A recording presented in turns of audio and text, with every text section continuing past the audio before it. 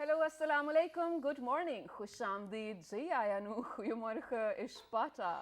Bakhair agale, ni hao, tune shumme, washmale, hi, gunzaimas, guten morgen, hola, bonjour, privyet, kaifa hal, hale shuma chatore, ahlan wasalan, marhaba, buna, mucho, gracias, swabia, balli karaya, and thank you very much, ladies and gentlemen, for tuning into PTV World. You watching World this morning alongside the very fantastic, the very amazing, the very pink Shiza Hashmi, and I happen to be Shahzad Ehsan Khan. We hope and pray that everybody out there is doing wonderfully well and that you're ready to kickstart your day with us. Hello, Shiza. How are you doing today? I'm great. Thank you so much for asking. What about you? Well, I think I feel great. And for everybody who's out there, ladies and gentlemen, there's a story behind it. And that is that, so I actually took a day I'm off so today. happy though, yes. Yeah, thank you very much for saying that. Likewise. So I took a day off today because my extended family, in fact, my sister was actually coming, not extended family, my very own family. My sister was traveling from abroad and she was supposed to come down to Pakistan, but unfortunately they couldn't board the flight. So if anybody's out there in England, ladies and gentlemen, even if you're vaccinated and if you have the vaccination card,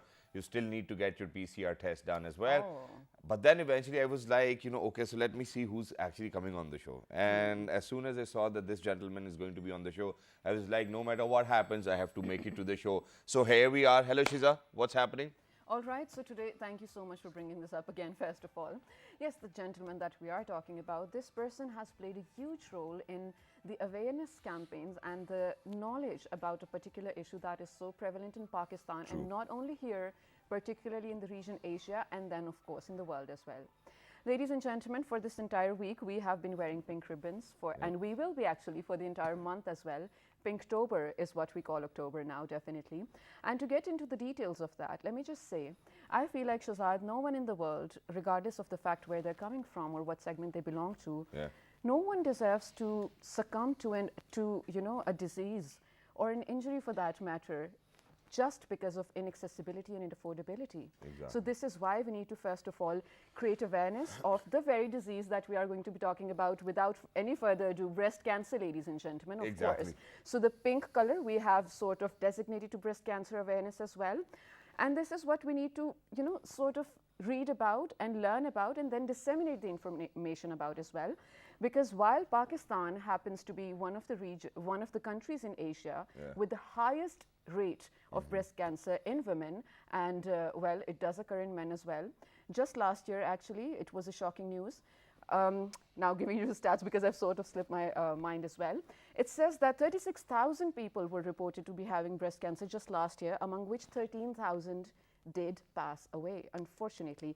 And these are just the reported ones we are talking about, ladies and gentlemen. But the good news is, Shahzad, I'm so sorry I'm speaking a lot, but I was reading, and I think someone from Shaukat Khanum actually did mention that because of the awareness campaigns going on in Pakistan for quite some years now, not just because of them, a lot of other groups and organizations as well, what do we call it? The survival rate actually has improved by 25 to 30% in Pakistanis. Isn't that amazing? Because if you do nip the evil in the bud, you definitely are going to lead a healthy life. It is treatable, it is curable only if you do detect it at an early stage. Exactly. Wow, that's wonderful. And thank you very much for giving away the statistics. But ladies and gentlemen, talking about Pinktober, I think everybody over here in Pakistan kind of knows that, that the October is the month of breast cancer awareness as well. And it is because of this gentleman, because this gentleman started kind of raising awareness back in 2004. And ever since then, I have never ever seen him kind of settling down or probably succumbing to pressure, or there are so many other things in your life which you would certainly want to do but cannot prioritize, because this thing which you have prioritized already is saving millions of lives as well. So imagine that, when we talk about his initiatives, I think just this year around, or probably, ever since 2004, now 10.2 million women were educated. Not just that, free examinations for this year for 29,000 women, ladies and gentlemen, free mammograms to 3,700 women, and almost 10.3 million women and men were educated. And then they talk about healthy lifestyle, they talk about early detection campaign, they talk about your youth engagement, and not just that, ladies and gentlemen, so what they've done is this month around, that the first week is actually about giving free mammograms to people as well. Not just that, raising awareness about that. So the second one will be illumination, where we last year saw that the President House and the Prime Minister House and every other building over in Pakistan was lit with pink color as well. So obviously it is raising a lot of awareness, and not just that, on every news channel or any entertainment channel you will always see this pink ribbon. The credit goes to him. We're very lucky, ladies and gentlemen, that we have been actually joined by somebody who happened to be the founder and CEO of Pink Ribbon Pakistan. Ladies and gentlemen, he is the one and only Mr. Umar Aftab. Hello, sir. Assalamu alaikum. Good morning. Thank you very much. Thank you. You have such a positive energy in the morning in your show. It's great. Thank you. Thank you very much, sir, for joining us. Wonderful to have you. But first things first, you know, because we have a report to share on, and that too on Pinktober, what we wanted to kind of share with our audiences was that since we are Facebook friends as well, last year when Umar Aftab Sahab was here, well, in fact, he's always been a talk of the town. He's a bigger celebrity. That's something which I was saying. And inshallah, in days to come, I see him receiving Sitara Imtiaz or Tamgha Imtiaz as well. He's been awarded with several awards world over, ladies and gentlemen. But the best part was that last year when he came over, he said that I have a vision that where I actually want to make a dedicated hospital for people which is going to treat them for free. And imagine, so just a few days ago, he was actually by his own hand painting the wall of that very hospital, saying, giving out this amazing news that the OPD is going to start from this month. So congratulations to you, sir. Congratulations, and that is such a huge feat. How do you feel about it? Well, it's great, but it's just a beginning because the pressure of breast cancer, the load of breast cancer in Pakistan is that big. Yes, this is a milestone that this will be the first dedicated breast cancer hospital in Pakistan, state-of-the-art facility, everything under one roof in this hospital. Inshallah, we are starting the OPD, and in next couple of months, we'll be adding all the facilities one by one. But still a long way to go because you know, Pakistan has the highest rate of breast cancer in whole of Asia, and over 10 million women are at risk of breast cancer in Pakistan. So to deal with this kind of burden, we need to have lots of holistic approach. Exactly. Absolutely. And you know, to kind of build up on that, sir, what we have done is that, you know, because the basic mission or the crux of this entire campaign is to kind of raise awareness. So we at PTV World over here, the World This Morning's entire team has actually made a report to share with people.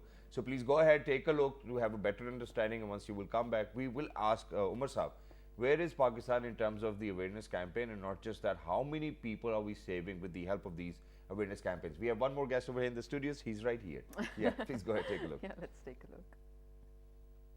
October is globally observed as Breast Cancer Awareness Month. It is also named as Pinktober, as pink ribbon symbolizes the breast cancer awareness internationally. This month aims to spread awareness and educate women about this disease. It also focuses on raising funds to help those who are affected by it. Breast cancer is the most commonly occurring cancer in women and the second most common cancer overall. It's a worldwide challenge. Its early treatment can be done if there is awareness among people. Every year in Pakistan, 90,000 women are diagnosed with breast cancer. The main causes include obesity, lack of knowledge, unawareness, and unhygienic circumstances. In Pakistan, different hospitals are working to give proper treatment to the patients of breast cancer. Screening centers with healthcare professionals are providing awareness and screening campaigns in early detection and the effective management of this disease. Pink Ribbon Pakistan is a non-funded, self-sustained and only organization in the country which is dedicatedly working on the issue of breast cancer with nationwide outreach since 2004. Their mission is to prevent and cure breast cancer by creating widespread awareness through community engagement on prevention, early detection, and increased access to treatment. In support of Pinktober, national buildings of Pakistan also turn pink. To celebrate Breast Cancer Awareness Month, different campaigns and events are being held nationwide as well as worldwide. All right, ladies and gentlemen, so I think that since we are very lucky that we have actually been joined by such Sufi and a legend kind of a person over here, so we really need to talk about what his future plans is. But before we do that, from 2004 till 2021, how the journey has been so far, sir? Well, it's been a very difficult journey because when we started the campaign, it was so difficult to talk about the issue of breast cancer at every level. For example, going into communities, it was almost impossible. Talking to patients was so difficult. And when we started our campaign in 2004 and we held our first media launch, all the television channels, they blacked out. They said that we can't take this word B on television.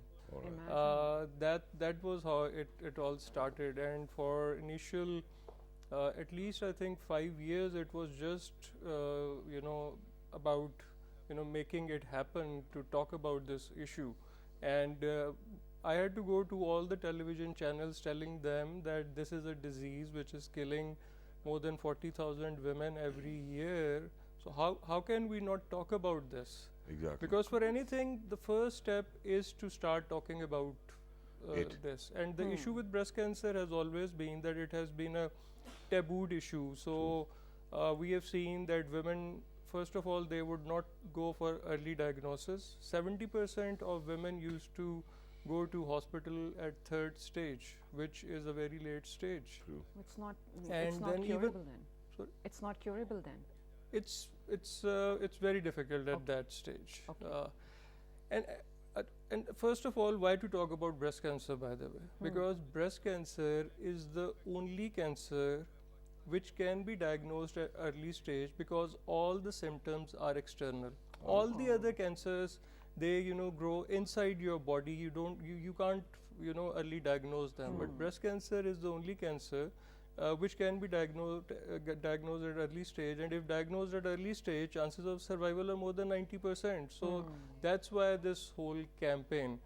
But because unfortunately, we being a patriarchal society, so anything about women, it becomes difficult to talk about, and especially when it's about something to do with women's sexuality, it even becomes more difficult. Exactly. Absolutely, And yes. I 100% agree to it. But sir, one small thing which I have not been able to kind of recognize ever since I've been interviewing you, or we have been interviewing you, and that is that, for example, when we talk about Shaukat Khanum, we know that how Prime Minister Imran Khan, back then felt the pain because of his mother. There's a cause. How yes. did you, initiate this campaign? Because we have never spoken about it. That why you initiated in 2004. That okay, this is something I want to kind of dedicate my entire life to, and that's what you have done ever since.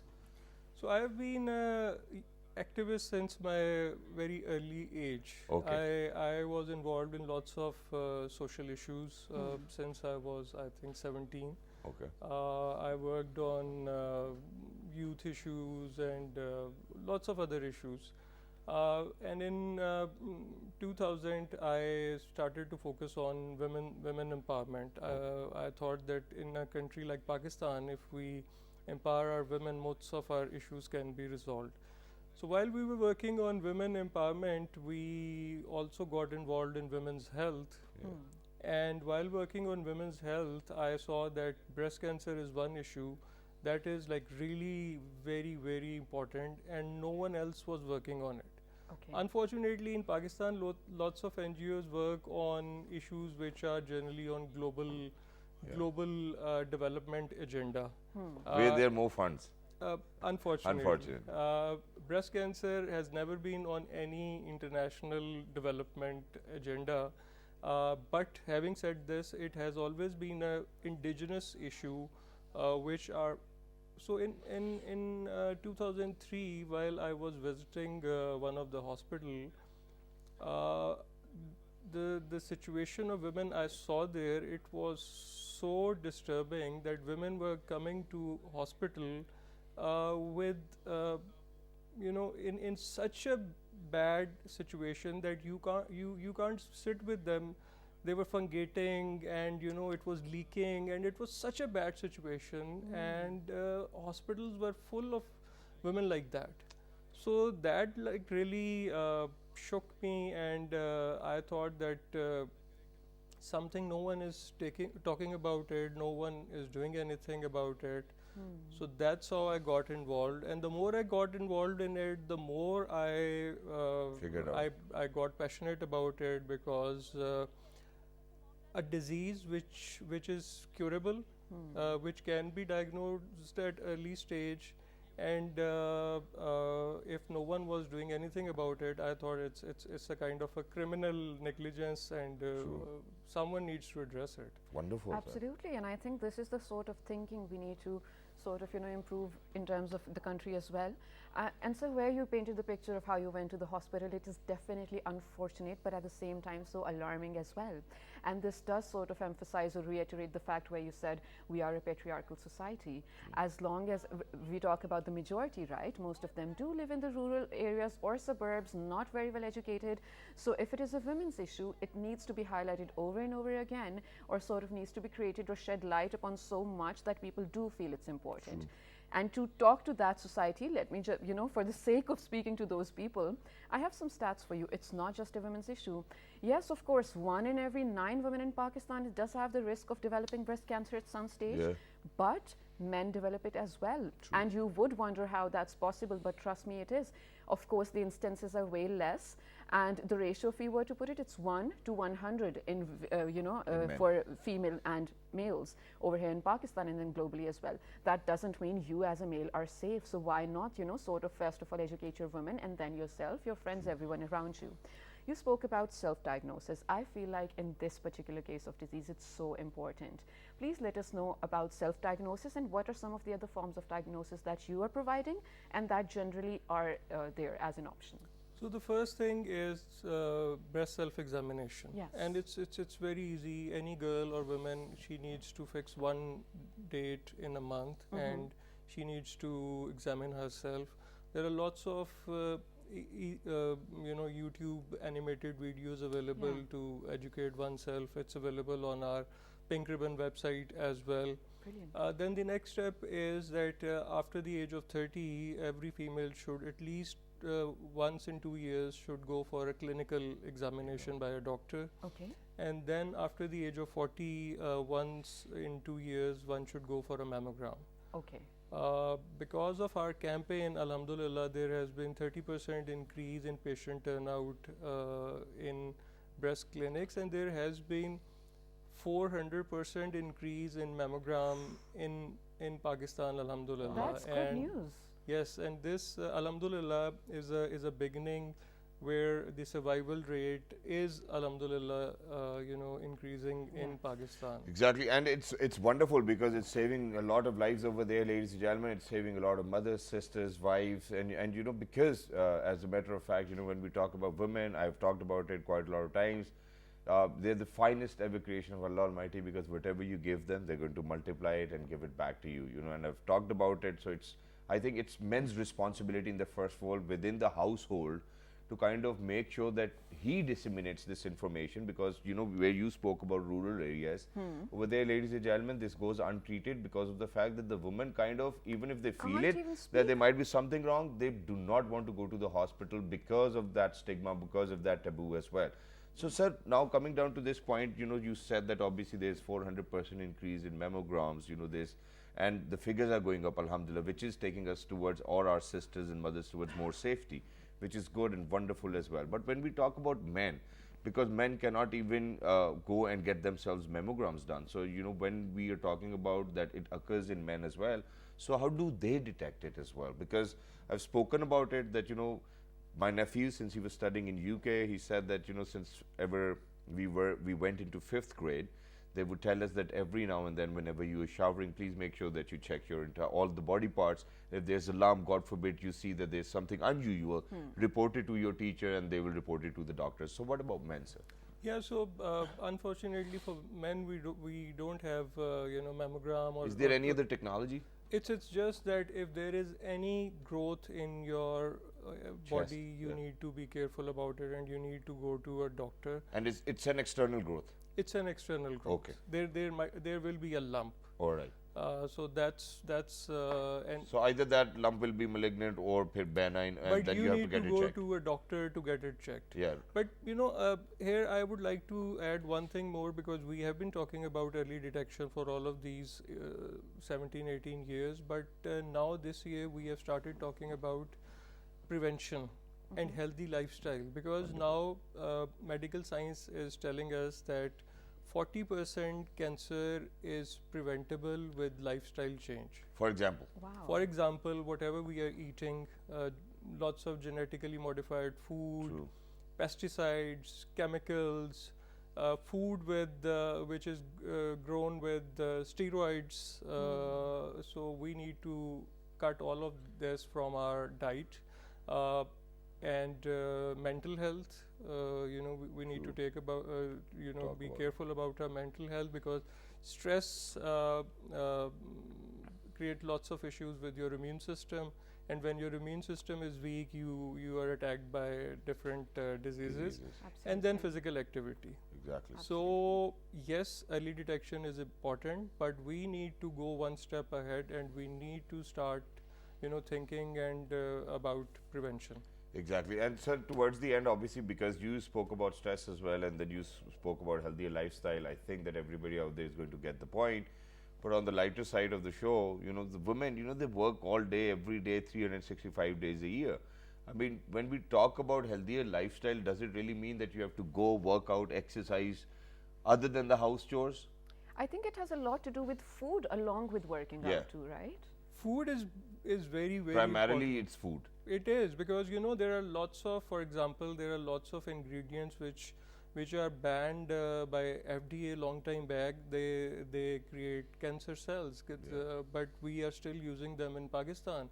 All of these preservatives, all of these additives, all of these colors in our food, drinks, these are all not healthy at all. So we really need to, the food our grandmothers used to cook and give us, we need to really go back to that food, because this all development in food, unfortunately, in last 20 years, it has created lots of health issues. Sir, that food is coming back, but it's only coming back for the rich, because now organic food, if you go to a market to get organic food, it's more expensive. Oh my God, yes. Unfortunately. But that is the way forward, definitely. But thank you so much for being with us like every other year, Mr. Omer. And I feel like you are definitely doing justice to the kind of work you're doing. But the services that you are unintentionally even providing to the general public of Pakistan, they are immense. And I think they cannot be put into words. Thank you so much on behalf of all of us. Wonderful. Well, ladies and gentlemen, we are definitely heading out to a very short break right now. On this day, I ask you all, actually throughout this month, we want you all to sort of diagnose yourself either by yourself, go to a clinic and get diagnosed, spread awareness. Whatever you did hear from our show, whatever you do read on your news throughout this month, spread it with your loved ones, with your friends, with your family members. And well, because it certainly goes back to that saying which we learned in school, and that is a stitch in time saves 9. Ladies and gentlemen, if you catch it at a very early stage, it's 100% treatable. And we have had cases over here in the studios with us who, alhamdulillah, went through surgeries and were absolutely perfectly fine. Yes, so one more thing I think I have to mention, do log on to the page of Pink Ribbon Pakistan, because they do have a lot of details on what's going to happen throughout the month, and also a lot of details about breast cancer itself, how to go about it, what are the stats, what is the prevalence, and how to diagnose yourself. On this note, we are definitely headed out to a short break. While women do face these challenges, nothing is stopping them even from going to space, ladies and gentlemen. And this is what we need to talk about. So stay tuned to find out more. Good morning. Yeah, only up.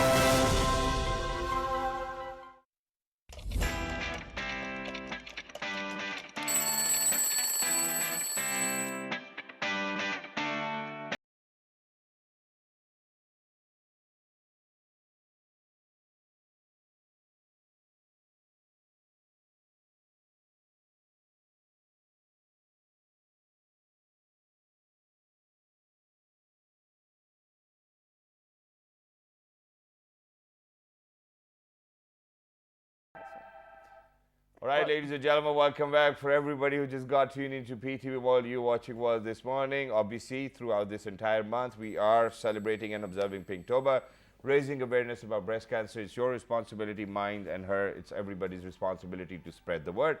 But other than that, there are a lot of stigmas and taboos the women are breaking over here in Pakistan. And one of them happens to be...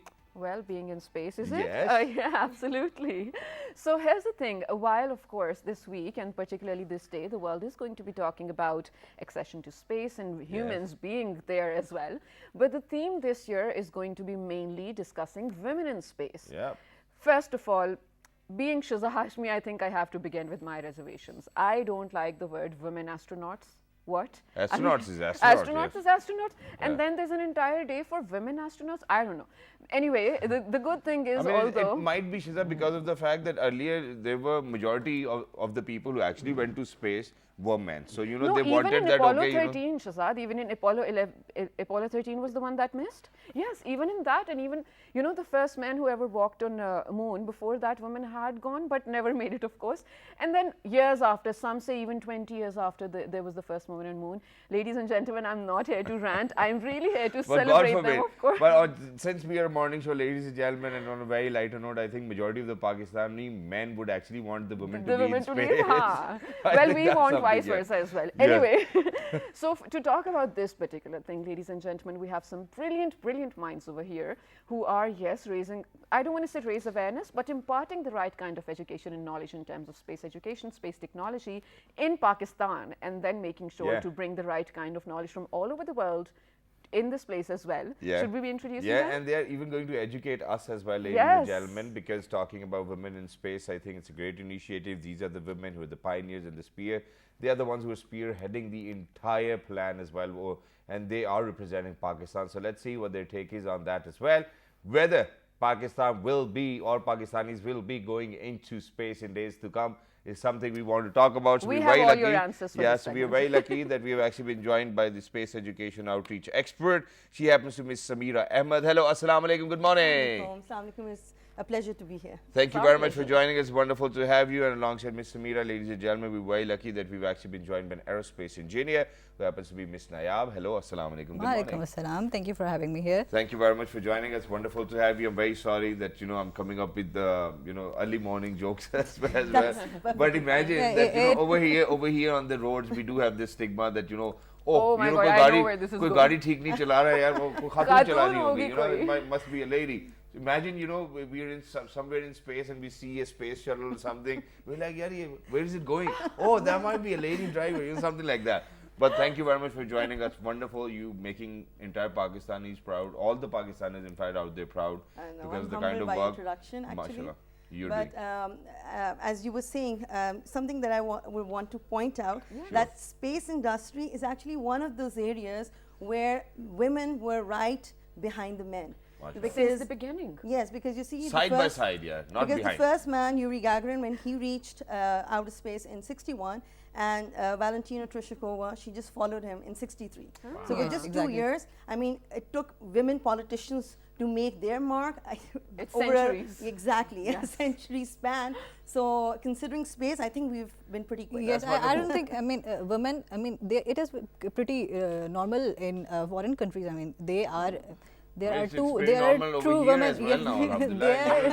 Let's kind of trot on this horse as well. So yes, very quickly, ma'am, I think what I'm going to ask you is, where do you think Pakistan is in terms of space exploration, or do you think that in days to come we will prioritize or come up with our own space program where, you know, kids like Nayab, who happens to be aerospace engineers, will actually be employed within Pakistan? Well, all I can say is that at this point in time, space exploration isn't something where Pakistan has stepped in, right? Because we're still, you know, let's say taking the baby steps, you know, we're trying to build our space industry from the scratch. And for that, it's really important that along with the government, it is also, you know, there's a very strong awareness program in the society along with commercialization of space that takes place, because unless you pour in money into this industry, you can't really achieve much. Exactly, which is why, you know, this is something I'll ask, you know, so it's like a toddler. You know, so a toddler, you know, in the initial phases, the toddler would learn to sit, and then he or she will learn to crawl, and then he or she will learn to stand, and then walk, and then eventually run. They will fly. Where are we? Are we still learning to sit? Yes, I think we're But still we have put somewhere between crawling and sitting. But still, we have put our foot in satellites. I mean, we are. I mean, we have a center, NCGSA at IEST, Institute of Space Technology, and that center has different programs related to the navigational satellites that we are going to make in the next 3 years, probably. Yes. Okay, one thing. Sorry. Yeah, one thing, Sheza, very sorry, because you have talked about satellites as well. And this will be my last question. No problem, no problem. So do you think that those satellites were made in Pakistan and then sent to space by Yes, Pakistan as they well? were. Yes. Yeah, raise awareness about them. Please tell us. Yes. I mean, it is not difficult to make a satellite, I think. It is difficult to make a spaceship. I mean, we do not have the technology to make spaceship. Okay. I mean, we do not, we might not have the resources probably, but we will go to that point after sending our satellites to space. I mean, first step is basically satellites. I mean, we at least should have our own communication systems. I mean, we don't even have those. So IST, in collaboration with National Center of GIS and Space Association, they are planning to make satellites. I mean, they are planning to design satellites. I mean, sending a satellite is a next job. Designing a satellite is your first step. Have they designed it already? I think I do remember, Shazad, this was a few months back or probably last year. I think we're doing it in collaboration with China, right? Yes, and we are doing. Yeah, that is another project. Okay. Yeah, that's and we're another. still talking And about we do satellites? have collaborators, Chinese professors and doctors in our NCGSA project. Wow. Brilliant. Yes. Okay, there now are I'm very, just so there are a lot excited. of doctors there, and it also NCGSA also has a awareness program for students and kids. And I just want to add something over here, and that is that, ladies and gentlemen, and I'll be 100% honest, and that is that, you know, when Mr. Fawad Chaudhary actually was heading the Ministry of Science and Technology, I think that the vibrations were there. You know, everybody was talking about it, and even though that he's a great information minister as well, but while he was heading the Science and Technology Ministry, we thought that, okay, you know, now science people are talking about that very ministry as well, and there's more focus on it. yes, Please. they are working on governmental level. I mean, they are working with the government. All these projects are government funded. Pakistan does have a history of sending rockets into space. It's just that, you know, that is somewhere we kind of went into hibernation, because back in the 60s, there was a launching pad in Balochistan from where we had sent in rockets.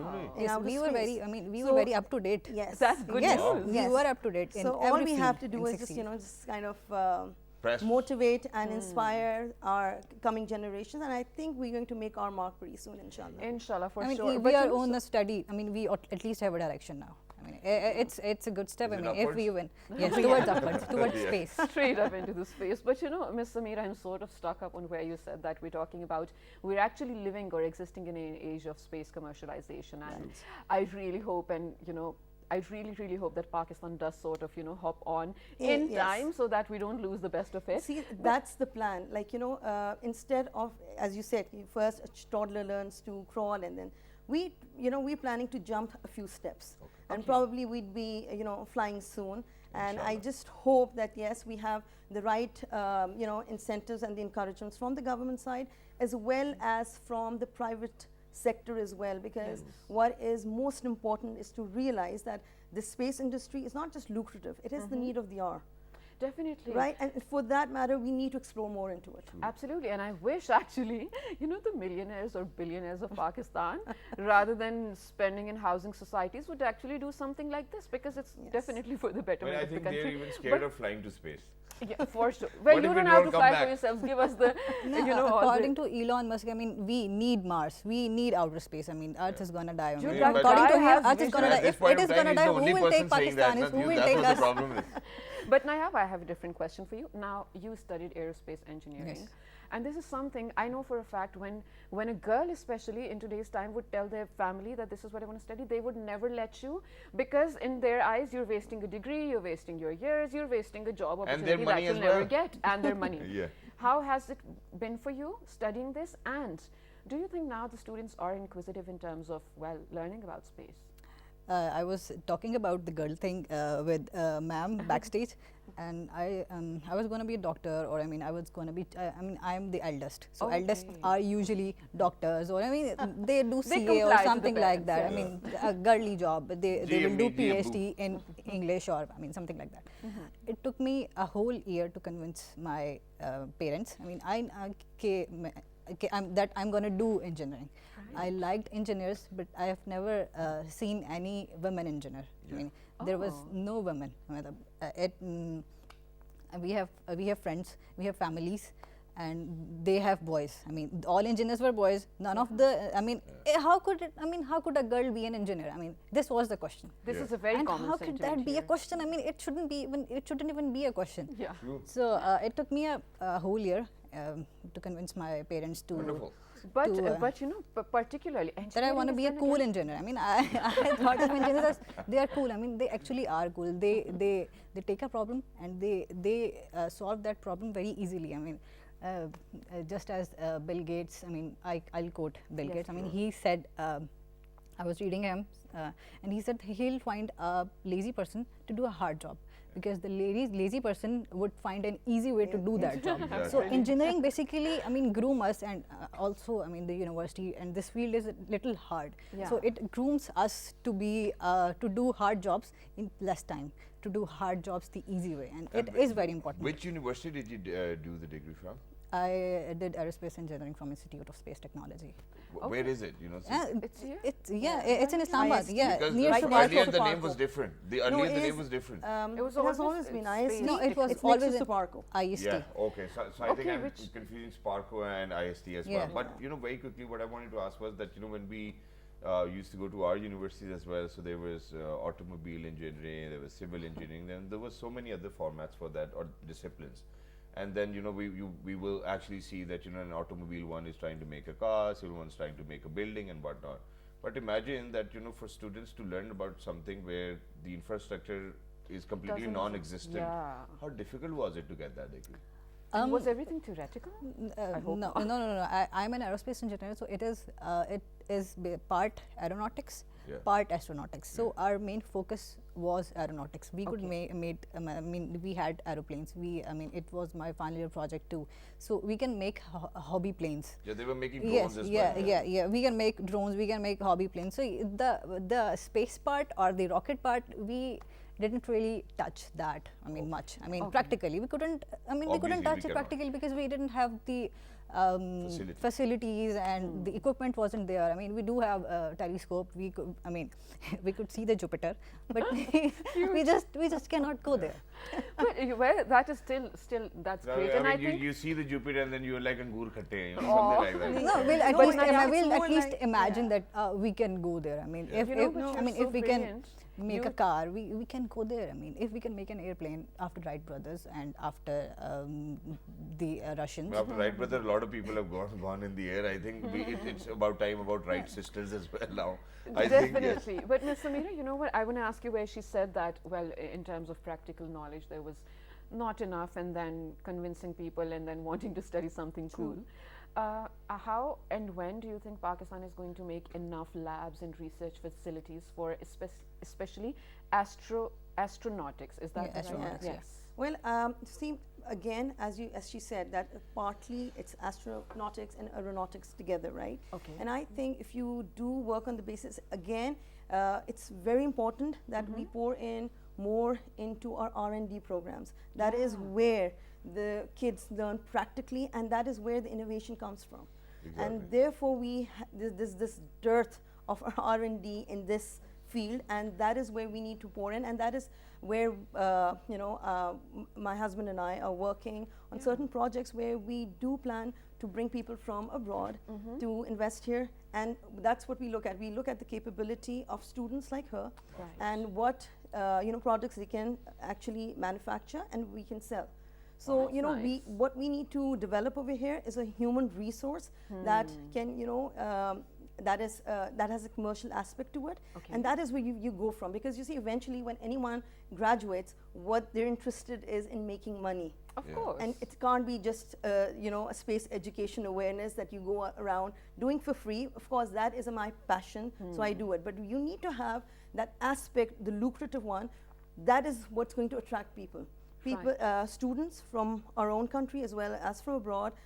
So we need to turn this into a business and show that it is actually going to turn into one. Right. And Ms. Samira, this is brilliant, and I really want to, I want you to touch upon either one of the, or just few of the projects that you are going to do, which also reminds, again, this was last year, one of the teachers in Karachi asked her students to write questions to astronauts, right? Yes. Or just to NASA, whatever curiosities they had. And Shahzad, me being a student, you know, at that age, I wish someone would ask us that. We were just sort of sticking to textbooks and whatever was read, we were reading it out. I was in love with the teacher. Imagine she's sort of, you know, making children understand you can definitely reach for the stars and you can understand them. So NASA responded to her tweet and they answered all the questions of the Pakistani students. It was so exciting. It was. How do you think I was excited, and I'm not even a student anymore. No, definitely. You see, that is what builds up the motivation in students.